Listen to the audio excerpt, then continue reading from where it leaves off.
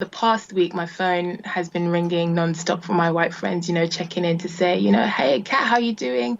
I want to see that you're okay. At first, it was great, but then it's just a bit like, okay, give me my space a bit.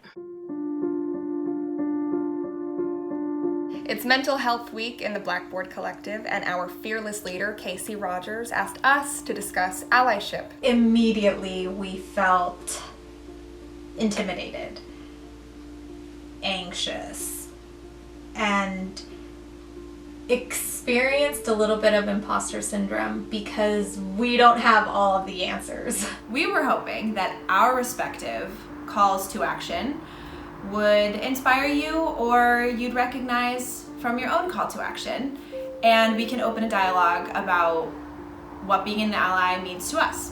In the uprising of the Black Lives Matter movement this year, after the murders of Ahmaud Arbery, Breonna Taylor, and George Floyd, I felt a huge call to do more within this movement and for the cause that reached beyond speaking out on social media. I was very scared to speak up and use my voice for Black lives and for LGBT rights and trans rights and Black trans women, because I felt like I did not know enough.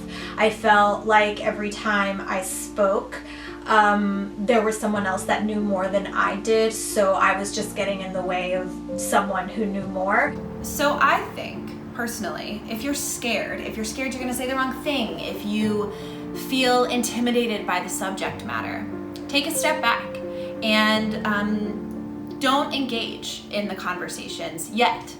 First, learn and listen. So upon doing some research and some self-reflection, I decided to dig a bit deeper, and I wrote a phone notes essay exploring active and authentic advocacy versus performative advocacy, in hopes that it could be a tool to help other white people educate themselves. Just seeing my best friend hurting, I remember she sent a video out as soon as George Floyd happened, and in the video she said, if you need a reason for this to be personal, I'm that reason.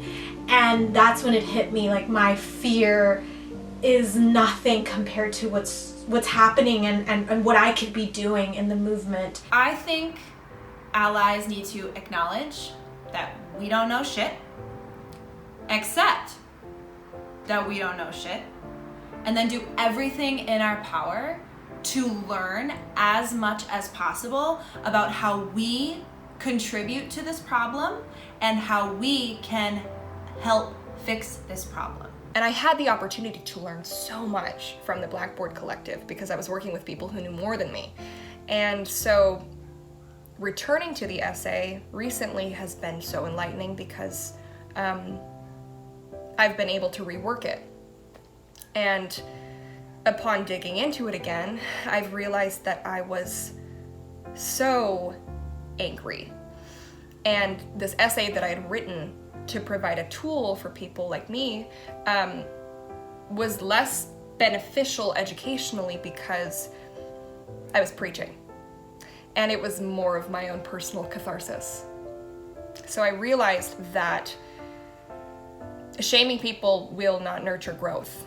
It will only trigger defensiveness.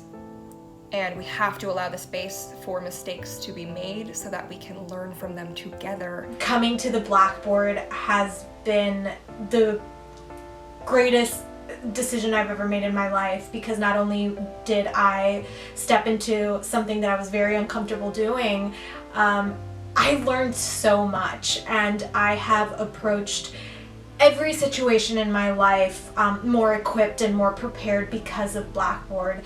And I hope that that's doing the same thing in your life. Once you've listened, never stop.